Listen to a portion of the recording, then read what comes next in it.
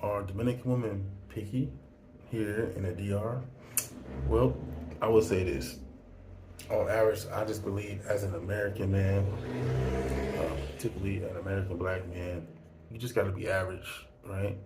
Like if you have average money and you're just like average physically, right? I think that's enough to where you can get most of the woman you want. Now, if you are a man going completely out of your range, then you have to have money to offset that. All right, so if you're like a 65-year-old man going for women like in their 20s, then you got to have a lot of money. And I think what tends to happen is you have a lot of older black men who are out of shape who come out here going for women in their 20s and they get played for their money. And then they try to say, oh, they racist or they don't like black men out here. And that's a big lie because Dominican women are used to seeing black men. You know why? Because you have a lot of Haitians here.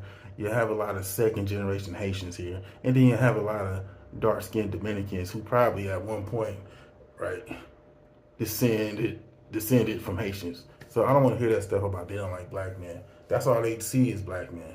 Now it's a semi-black country, but don't use that as an excuse. They just don't like you, right? You thought you'd be, 400 pounds, gray hair, bald, right? And all you gotta do is be making $65,000 a year coming here trying to get a 25-year-old who's an Instagram model. Nah, it's not gonna work, man.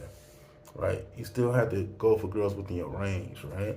But like I said, if you're like average, say you're like 30 years old, average looking, average shape, right?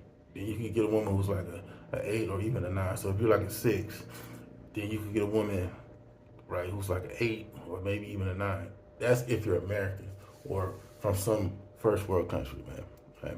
That's what I conclude about Dominican women here in the DR. It's Brother Williams. I'm out.